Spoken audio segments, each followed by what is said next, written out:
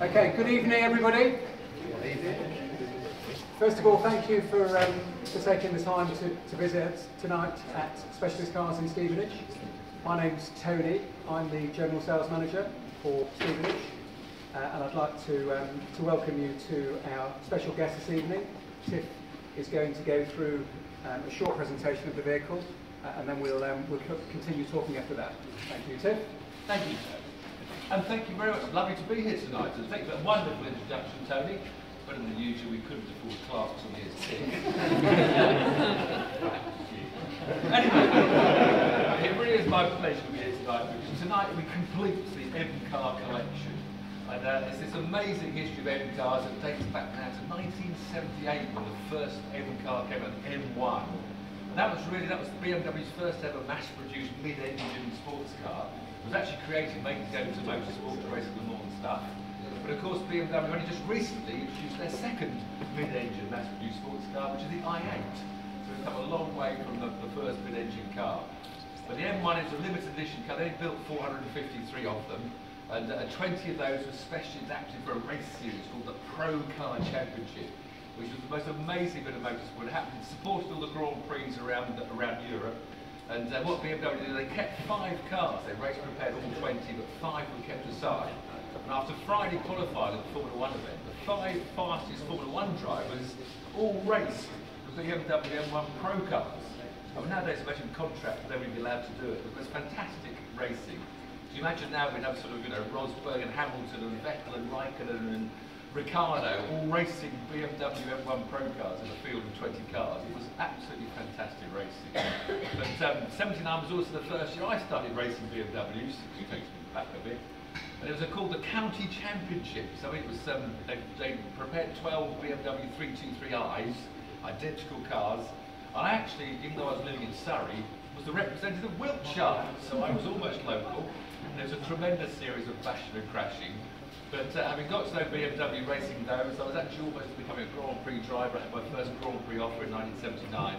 And BMW actually arranged for me to race in the Silverstone supporting event for the British Grand Prix in a Pro Car M1. And I had this amazing dice with Carlos Reutemann, the Argentinian driver. I overtook him and got so carried away I then spun it up the road in a load of tyre smoke and dropped it back of the field. But the Pro Car series, if you get a chance to go and Google and watch the BMW M1 Pro Car Championship, it was absolutely awesome. So that was the first M car. We waited about 6 years before the M5 came out, the first M car, M Saloon. 2 years after that, in 1986, we saw the first of the new iconic M3s, which we have an example there, which is almost the very first year, I think, of 1986, the M3s. And then there was this huge gap of nearly 20 years before the M6 came out in 2005. And then just more recently than that, finally when the M3, the 3 Series coupes became the 4 Series, we very quickly had the M4. So that meant there was just one left, the one that sits under this cover now. So it's a great pleasure to put that final piece into the jigsaw and reveal the BMW M2. Lovely. A round of applause.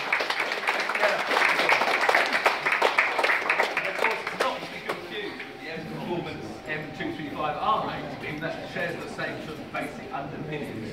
It's a very different car underneath.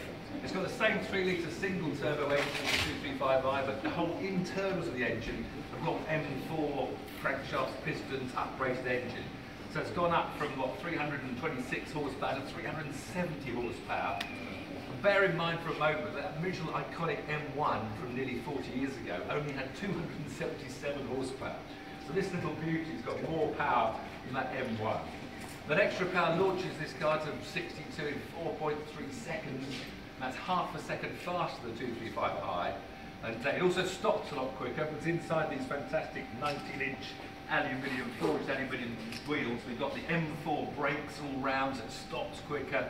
It's got a wider track suspension front and rear, so it corners quicker. And it's got this fantastic front aerodynamic spoiler, which reduces lift by 35%. So again, it keeps the nose down and corners even better. So it's lovely flared front wheel arches, flared rears.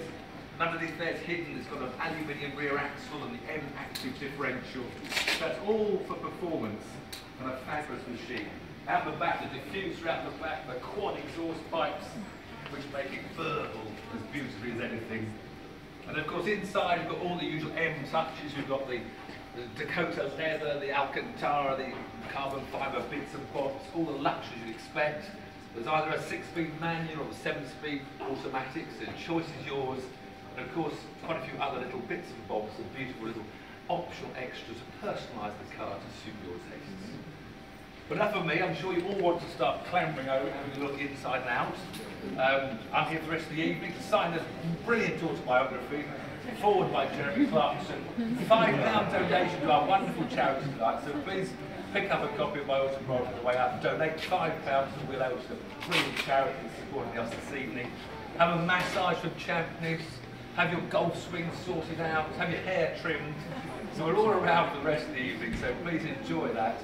But for now, I think it's time to toast the BMW M2 with a glass of champagne. So let's do the toast is the BMW M2. Cheers. Cheers.